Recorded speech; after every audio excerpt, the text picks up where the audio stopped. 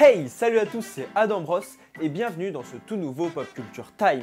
Aujourd'hui, on va parler free-to-play, pioche et top 1, on va parler du jeu Fortnite.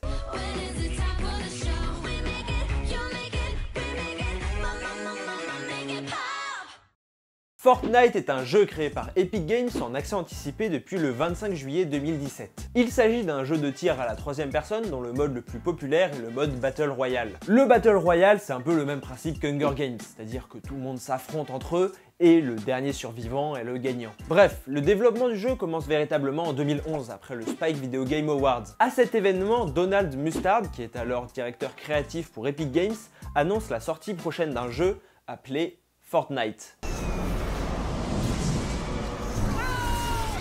Alright guys, who's up for pizza? Oh yeah, pizza! D'ailleurs, plus tard, il avouera qu'il avait commencé à penser à l'idée du jeu seulement 3 semaines avant l'annonce. L'année suivante, la sortie du jeu sera annoncée pour 2013.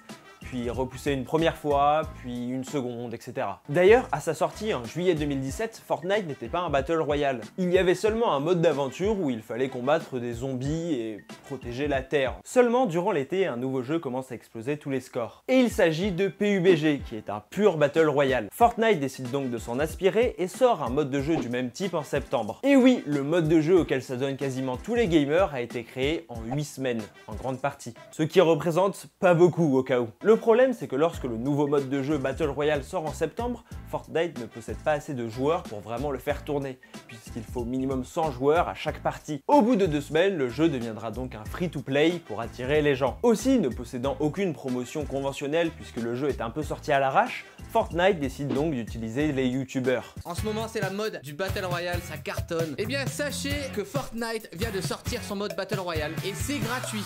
Ils m'ont demandé de l'essayer, de ce que j'ai vu, ça a cartonné. Et nous allons l'essayer ensemble.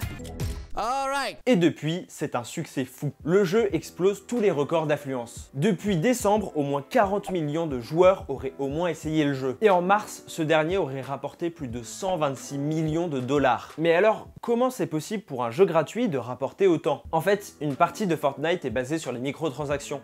Donc l'achat de nouvelles armures ou de nouveaux personnages, qui donc eux sont payants. Et puisque Fortnite est un jeu qui est pas mal basé sur l'ego et le narcissisme comme on le verra juste après, ça cartonne et les gens arrêtent pas d'en acheter pour avoir le meilleur personnage possible. Et oui, parce que maintenant qu'on a fait une brève présentation du jeu, on va pouvoir passer à l'analyse. Et on va se poser une question qu'on se pose souvent dans les vidéos, c'est pourquoi est-ce que ça marche autant? Bon alors, évidemment, parce que c'est gratuit, mais je pense que c'est compliqué de le résumer à ça. Sinon, tous les jeux gratuits cartonneraient.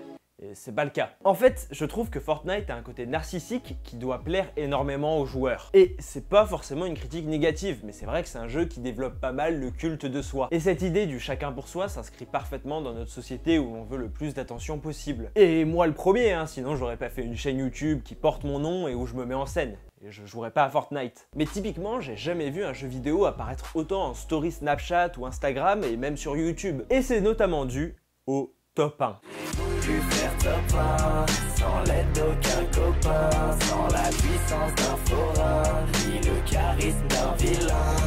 J'ai voulu faire top 1. Ce message qui récompense le dernier survivant et donc le gagnant de chaque partie est devenu quasiment culte. Je pense donc que Fortnite arrive parfaitement à répondre aux attentes de n'importe quel joueur moyen de jeux vidéo. Il arrive à associer un tout petit peu de Minecraft dont il a avoué s'être inspiré, il prend aussi le principe du jeu de tir qui cartonne en ce moment et répond aux besoins d'attention des joueurs. Avec le top 1. Enfin, il est accessible pour tous, puisqu'il n'est absolument pas réaliste et on ne voit pas de sang par exemple. Mais alors, la seconde question c'est, cette folie Fortnite va-t-elle s'inscrire dans le temps? Personnellement, je ne pense pas que le jeu soit prêt à s'inscrire dans la durée comme Skyrim ou encore GTA par exemple. Pour autant, je ne pense pas que la mode passe tout de suite. En tout cas, ça me paraît compliqué avant qu'un autre jeu prenne le relais. Il faut savoir que Fortnite continue de gagner des joueurs chaque mois. Et l'arrivée du jeu sur de nouvelles plateformes comme les mobiles par exemple, montre bien que Fortnite ne se repose pas sur ses acquis. Et nous voici dans le menu de Fortnite Battle Royale sur téléphone. Faut voir que le menu est quand même relativement similaire à ce qu'on a sur console et PC. Fortnite est donc devenu un jeu vidéo quasiment culte en à peine 6 mois.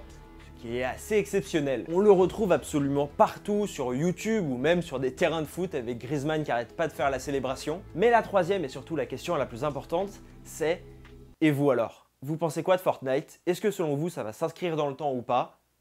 Dites-le moi en commentaire. N'hésitez pas à lâcher un énorme pouce bleu si la vidéo vous a plu, à vous abonner en activant la cloche, ça m'aiderait énormément. Pour être resté jusqu'à la fin, je vous offre l'anecdote bonus. Si vous jouez à Fortnite sur mobile, vous avez peut-être remarqué ce message qui vous indique de ne pas jouer en cours. En réalité, Fortnite l'a ajouté après un appel sur Reddit d'un professeur appelé Monsieur Hillman, d'où le nom qui apparaît sur le message. Allez, j'espère que cette vidéo vous a plu. Alors je suis désolé si j'ai pas été archi précis, mais voilà, c'est la première fois que je fais sur un jeu vidéo et je m'y connais pas énormément, je vais pas vous mentir. On se retrouve dimanche prochain, 17 h, je sais pas encore le sujet de la vidéo. N'hésitez pas à me suivre sur Twitter, on va en parler à mon avis. Ciao!